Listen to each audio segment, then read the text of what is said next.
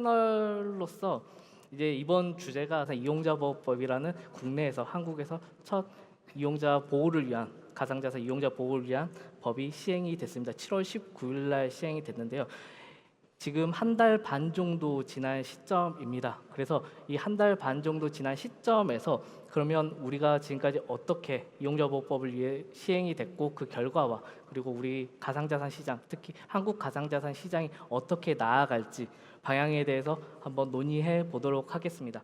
그러면 먼저 한국 가상자산 시장의 변화와 향후 전망에 대해서 한번 질문을 드리고 싶어요. 그래서 제가 앞서 말씀드린 것처럼 7월 19일 날 이용자 보호법이 시행이 됐습니다. 이용자 보호법 시행된 지 한 달 반 정도가 지났는데요.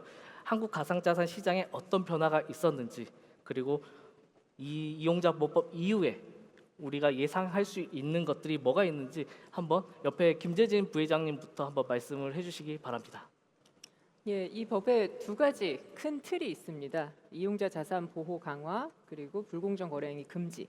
이 두 가지를 큰 틀로 꼽을 수 있는데요.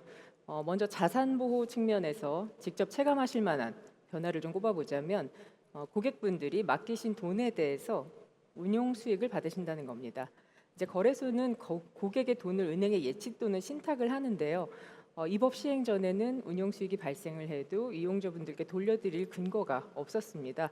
오히려 유사수신행위법 위반 소지가 있다고도 해서 저희가 드리고 싶어도 못 드렸던 측면이 있는데요. 이제 그에 대한 정당한 보상을 받으실 수 있으시다. 이 점은 매우 고무적인 변화라고 생각하고 있습니다. 또 다음은 불공정 거래 금지 측면에서 체감될 만한 변화를 좀 생각해 봤는데요. 아무래도 시세 조정 위험이 제도적으로 감소할 것이라는 점입니다. 거래소가 아무리 물리적으로 고객의 가상자산을 철저하게 잘 보관을 한다 해도 시장에서의 가격 형성이 부당한 영향력으로 좌우가 된다면 내 자산의 가치를 지킬 수는 없겠죠. 그렇기 때문에 내 자산의 시장 가치가 부당하게 침해당하지 않도록 시세 조정과 같은 불건전한 행위가 시장에 개입하는 것을 막을 필요가 있는데요. 이 법의 시행으로 거래소가 이상거래 상시감시 의무를 부담을 하고 또 금융당국에서 직접적으로 감독과 규제에 나서면서 그러한 우려들이 크게 감소할 것이라고 생각하고 있습니다. 이 법은 이용자 자산 보호 그리고 불공정 거래 금지 이 두 가지를 위해서 가상자산 거래소를 일종의 시장 질서 지킴이, 건전한 시장을 위한 게이트키퍼 기능의 역할을 부여하고 있습니다. 전체 산업을 위한 거래소의 역할이 커진 만큼 저희 닥사와 닥사 회원사도 시장과 사회가 요구하는 그러한 역할을 다하기 위해서 최선을 다하고 있습니다. 이 정도로 말씀드리고 싶습니다. 네, 김재진 부회장님이 아무래도 닥사라는 자율규제 기구에 있기 때문에 그 측면에서 업계 측면에서 말씀을 해주셨습니다. 이번에는 금융당국의 한번 이야기도 한번 들어봐야죠. 안병남 팀장님 말씀해 주시죠. 예.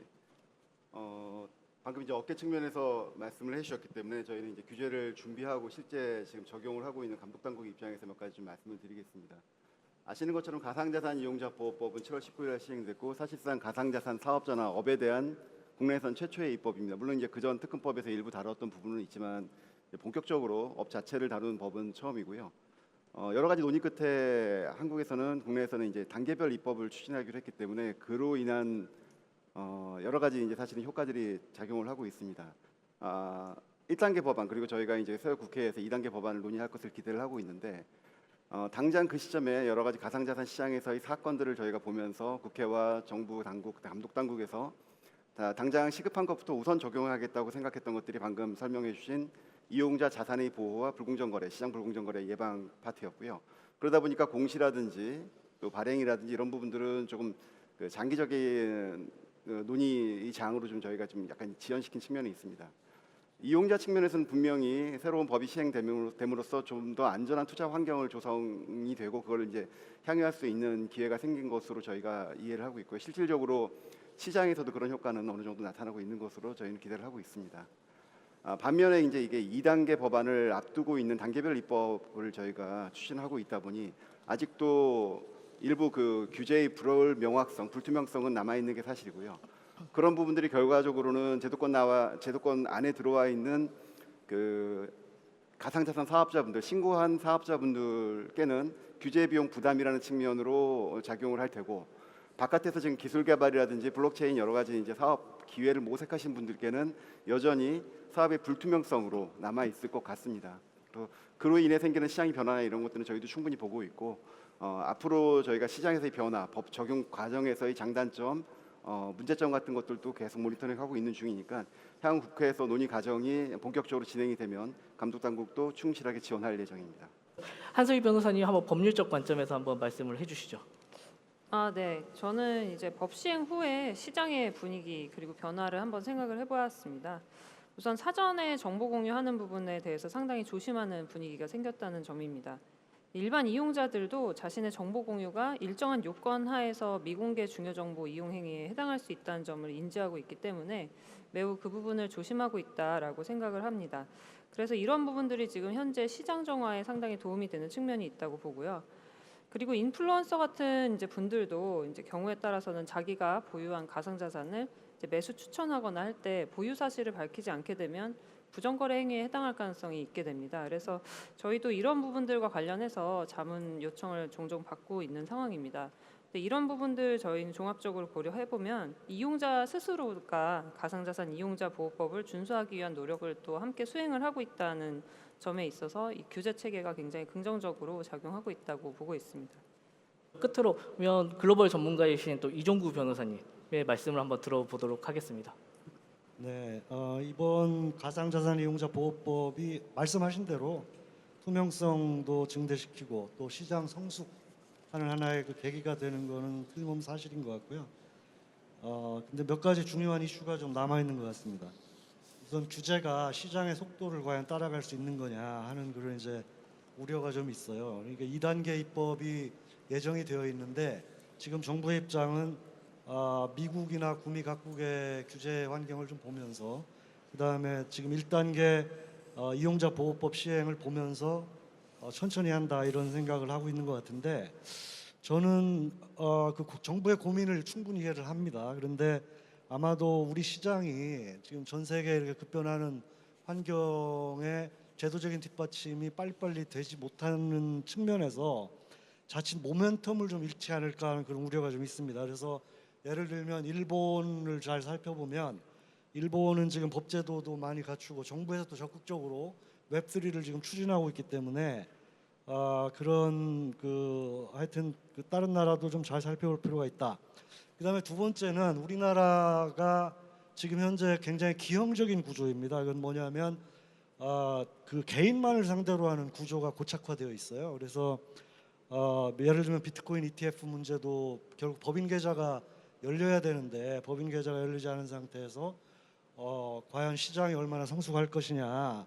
지금 개인 소비자 보호, 투자자 보호를 하는 것은 좋은데 그게 개인으로만 이렇게 다 묶여 있기 때문에 기관이 들어오지 못함으로 인해서 시장이 과연 성숙할 수 있겠냐 하는 그런 문제가 저는 앞으로 해결할 문제다.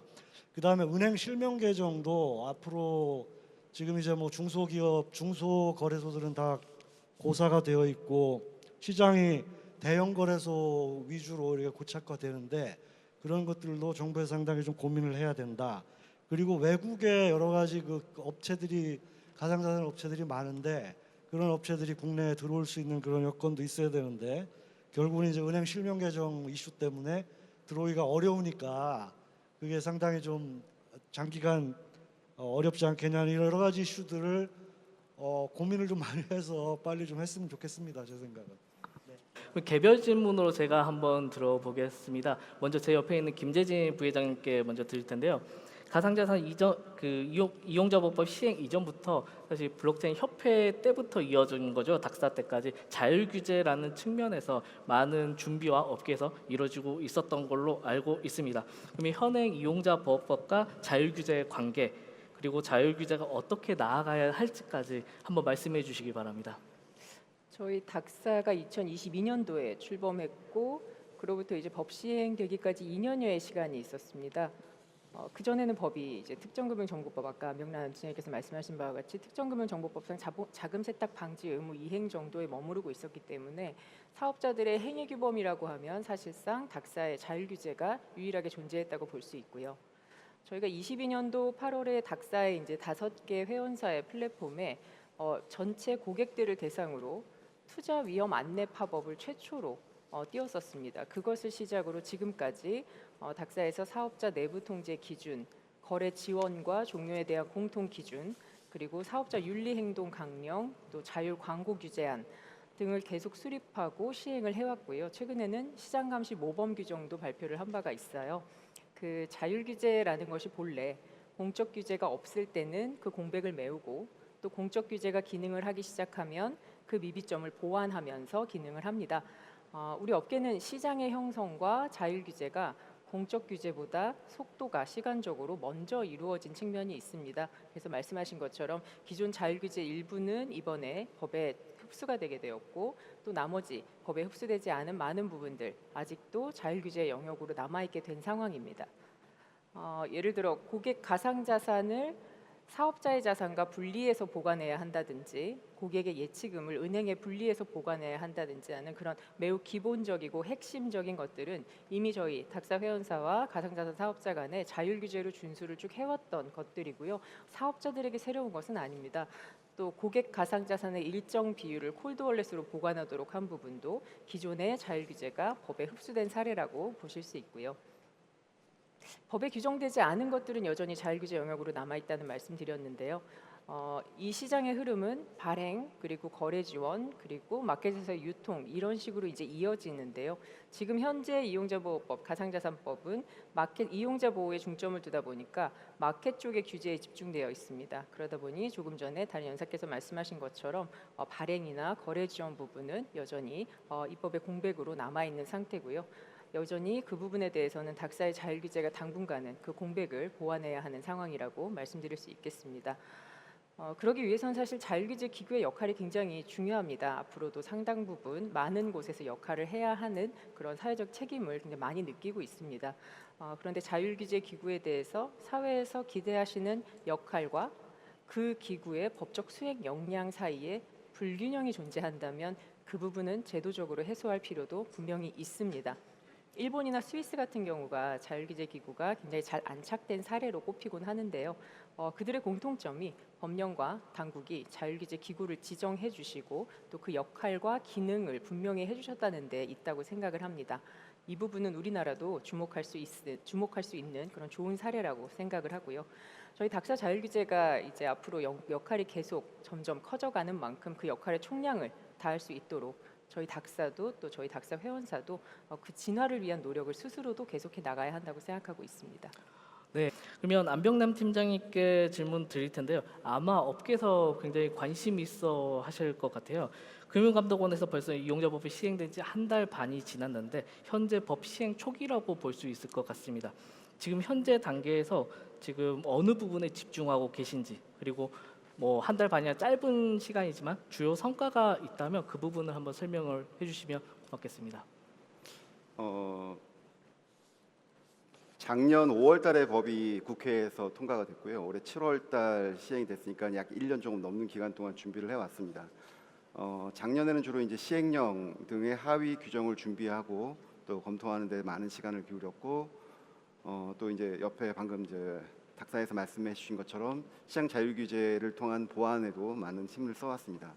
법 시행에 있어서 저희가 신경을 썼던 부분들은 뭐 크게 두 가지라고 생각할 수 있을 것 같은데요. 첫 번째는 규제 체계가 시장에 온전히 정착할 수 있도록 준비를 하는 일이었습니다.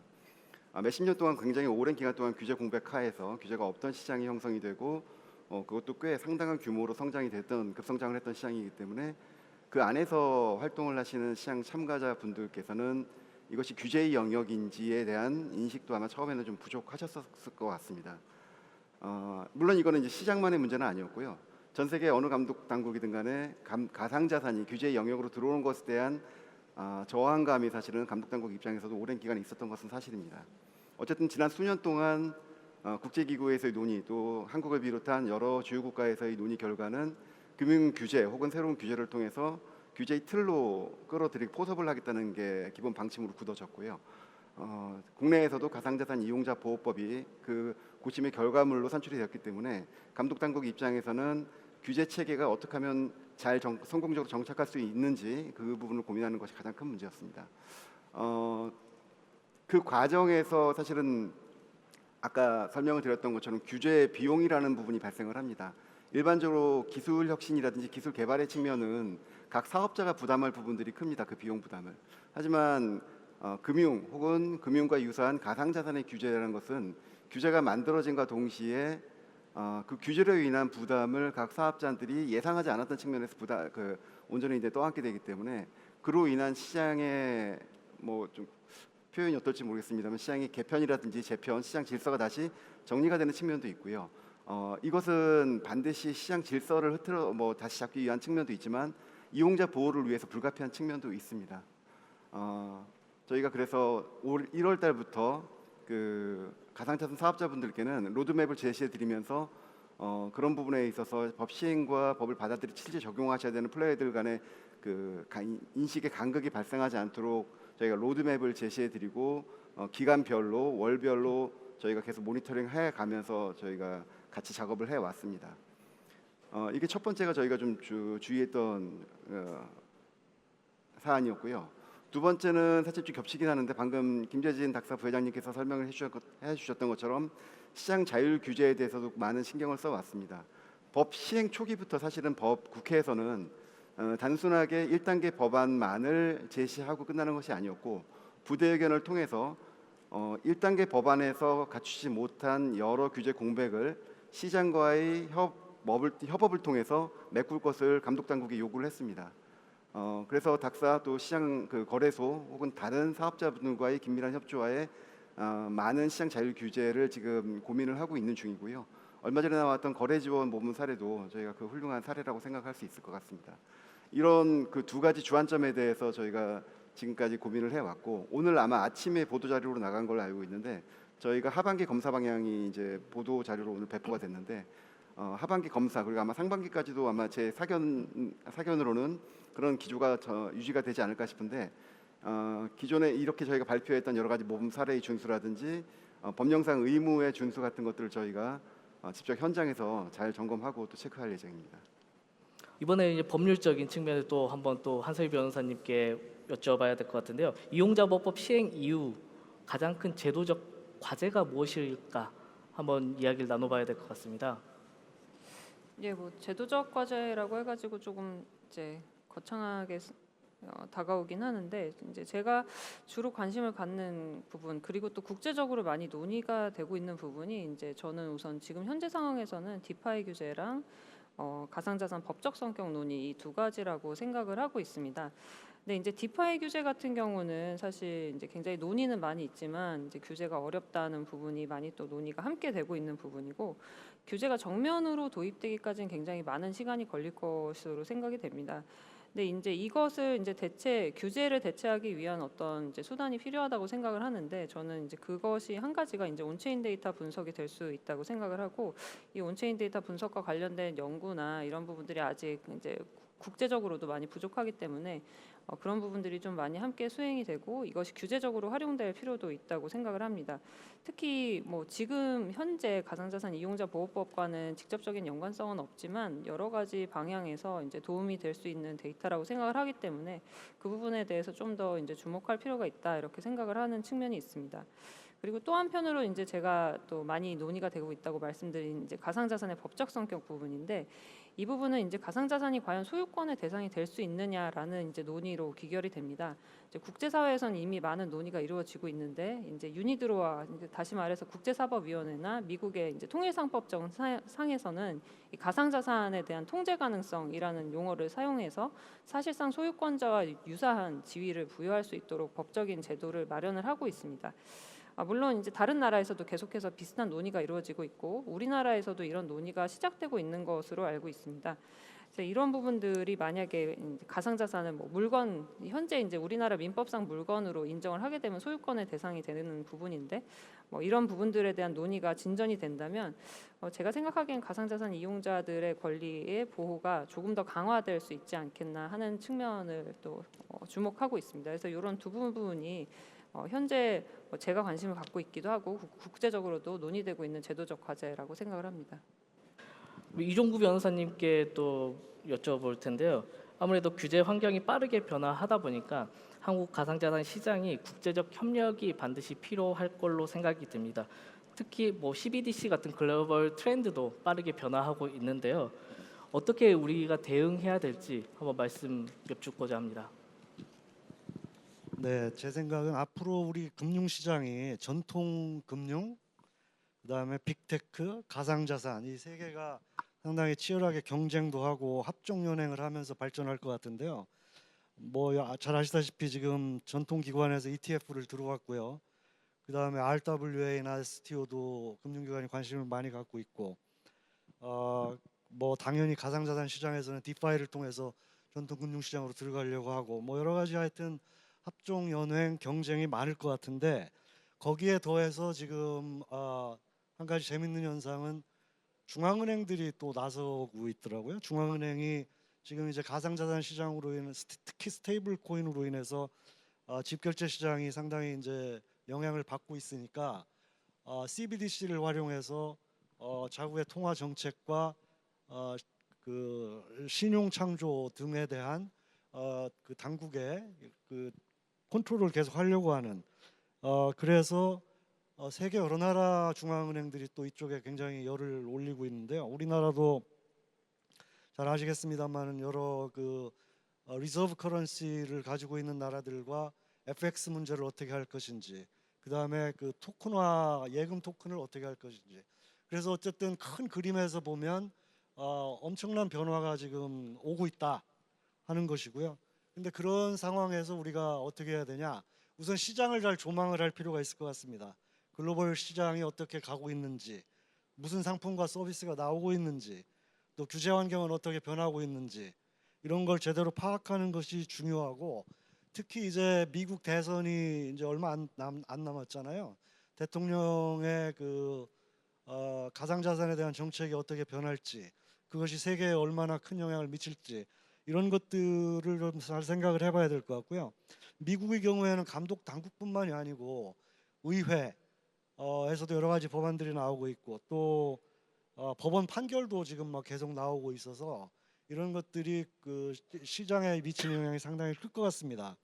그리고 잘 아시다시피 일본, 홍콩, 이따가 또 말씀 나누겠지만 싱가포르 이런 데서도 여러 가지 변화들이 있기 때문에 우선 우리나라의 정책 기반자들이 상당히 좀 큰 그림을 잘 그려야 되겠다라고 하는 생각이 들고요. 두 번째는 이 소비자 보호가 굉장히 중요한 건 틀림없고요. 시장이 질서를 잡아야 되는 것도 시장 발전을 위해서는 굉장히 중요한데, 그거를 생각하면서 동시에 이 그 산업의 발전을 어떻게 또 해서 우리나라가 앞으로 나갈 수 있을지 하는 문제들을 잘 고민을 하는 것이 필요할 것 같아요.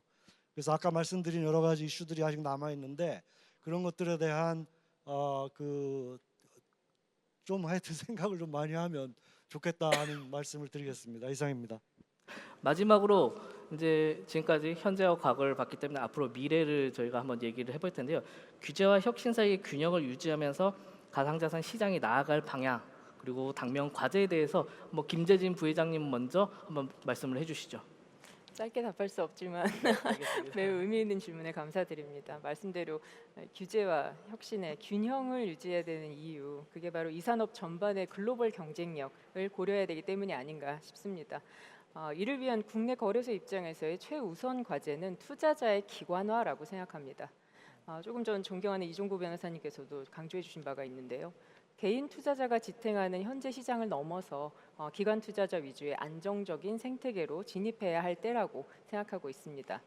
기관 투자자는 개인에 비해서 정보력과 또 분석력이 우위에 있을 수밖에 없기 때문에 그들의 참여가 활발할 때 개인 투자자들도 정보 거래의 기반도 확대되고 변동성이 감소되는 유익을 함께 누릴 수가 있습니다. 해외 주요 거래소들, 예를 들어 코인베이스와 같은 경우에 법인 기관 투자 비중을 살펴보면 2021년도에 70%, 22년도에 80%에 육박하였고요. 24년 1분기 법인 거래량이 2,560억 달러로 그 비율이 약 82%에 이른다고 합니다. 반면 우리 국내 거래소의 법인 기관 투자 비중은 극히 미미합니다. 잘 알고 계시듯이 은행에서 법인에게는 실명 확인 입출금 계정을 발급해주고 있지 않기 때문에 법인이나 기관 투자자는 원화 마켓에 진입할 수가 없는 상황입니다. 뿐만 아니라 법인이 가상자산을 가지고 있으면 그것을 원화마켓 거래소에 가서 원화로 환가할 수도 없습니다. 지난해 한국과학기술정보연구원에서 세계 NFT 시장 글로벌 규모를 분석을 해봤는데요. 2022년도에는 30억 달러, 달러였던 규모가 이제 2027년에는 136억 달러에 이를 것이라고 전망을 했습니다. 예를 들어서 국내 기업이 이 비즈니스에 참여해서 큰 성과를 거두려고 해도 거두고 혹시 그 성과로 이더리움을 취득했다라고 가정을 했을 때 그러한 큰 성과를 이뤘다고 해도 또 글로벌 랭킹 순위 안에 드는 수개의 거래소가 국내에 분명히 존재함에도 불구하고 그 성과를 국내에서 원화로 바꿀 수가 없습니다. 그러다 보니 인건비, 세금 납부 할 수 있는 방법이 굉장히 제한적이죠. 이런 환경에서 국내 기업들이 글로벌 경쟁 시장에 뛰어들기는 어려울 것 같습니다. 지금 현재 그런 한계가 있습니다. 국내에서만 사업한다 해도 이거는 마찬가지인데요. 가상자산 사업자들은 정상적인 영업의 결과로 가상자산을 취득을 하게 됩니다. 그리고 블록체인 기술 기업들도 그 기술 개발의 대가로 비트코인이나 이더리움을 수령하는 경우가 많이 있습니다. 근데 이들을 건전한 사업자분들인데 세금 납부하고 인건비 지급하려면 지금으로서는 그냥 임직원 개인에게 차용해서 금융위로 환가를 하거나 해외 거래소에 가서 환전을 해오거나 아니면 장외 거래를 불투명한 장외 거래를 찾아서 이용해야 하는 그런 취약한 환경에 노출되어 있는 상황입니다. 법인에 대한 실명 계정 발급이 자금 세탁 위험이 높기 때문인 것으로 그것 때문에 좀 많이 제한적인 것으로 저희 업계에서 인지를 하고 있는데요. 그렇다면 그 위험을 줄일 수 있는 논의부터 함께 시작을 해보면 어떨까 하고 생각을 해보았습니다. 법인의 원화 계정에 대해서는 거래 목적, 자금 원천 확인을 좀 분명하게 하는 강화된 KYC 기준을 적용을 할 수도 있을 것이고 또 법인 전용 의심 거래 룰을 개발하는 것도 얼마든지 저희 거래소와 사업자들이 함께 참여하여 고민할 수 있다고 생각하고 있습니다. 그런 법인의 자금 세탁 위험을 감소할 수 있는 그런 다양하고 구체적인 방안들을 업계와 당국과 다 함께 학계와 함께 고민을 함으로써 이러한 투자자의 기관화가 속히 앞당겨질 수 있기를 바라고 있습니다. 안병남 팀장님께서 한번 감독 당국에 한번 얘기를 한번 들어보죠. 예, 일반 전통 금융의 감독 검사와 좀 다른 분야에서 지금 감독을 하고 있는 사람이기 때문에 말씀하신 주제 규제의 혁신에 대해서는 그 관계성에 대해서는 많이 고민을 하고 있는데요. 금융에 비춰본다면 사실은 혁신이라는 것은 필연적으로 규제 완화를 가져오기 때문에 상당 부분의 그 금융 위기로 연결될 수 있는 리스크를 내포를 하고 있습니다. 지난 80년대, 90년대 끌어오면서 저희가 겪었던 금융 위기의 상당 부분은 무분별한 그 규제 완화에서 촉발된 측면이 큽니다. 가상 자산이 과연 진정한 혁신의 길로 갈 수 있을런지, 혹은 또 다른 금융 위기에 이제 그 시발점이 될 건지에 대해서는 사실 아직도 감독 당국들은 많이 고민을 하고 있습니다. 이제 나머지 세 분들이 좀 더 프렌들리한 시장 친화적인 말씀을 해주실 것 같기 때문에 제가 좀 더 그 감독 당국 입장에서 좀 말씀을 드리는 건데요. 작년, 재작년 많이 나왔던 각국의 이제 보고서들, 국제기구들의 보고서를 보면 그런 우려들이 여실히 드러나 있습니다. 다만 그렇다고 해서 규제가 혁신을 가로막거나 도태시켜야 되느냐, 뭐 그렇게 생각하지는 않습니다. 아까 이정구 변호사님 말씀하신 것처럼 규제는 시장을 끌어나갈 수 없기 때문에 언제나 그 시장 혁신을 뒤에서 서포트하는 역할을 해야 된다고 생각을 하고 있습니다. 다만 그 혁신이라는 것은 필연적으로 아까 말씀드린 것처럼 규제 완화를 초래하기 때문에 그 목적이 분명해야 됩니다.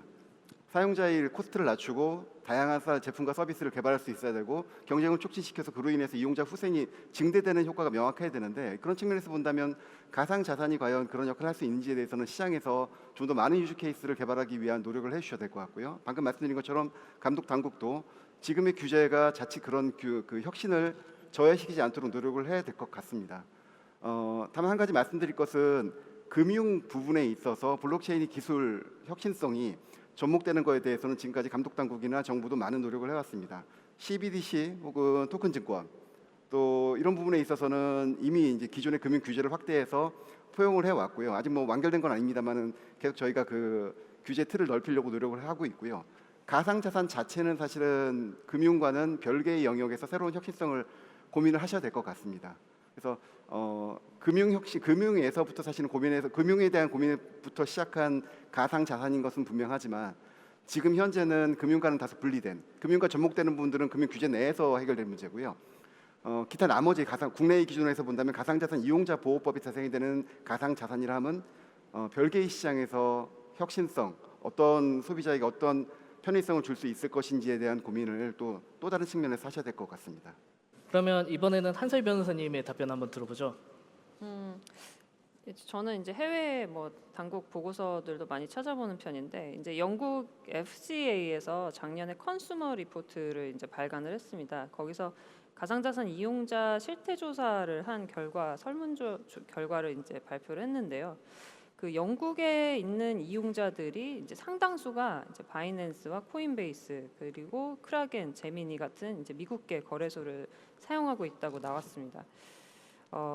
그리고 또 이제 최근에 독일 정부에서도 이제 비트코인 상당 부분 매각을 하면서 이제 사용한 거래소가 코인베이스, 크라겐 그리고 비트스탬프라고 이제 밝혀졌는데요.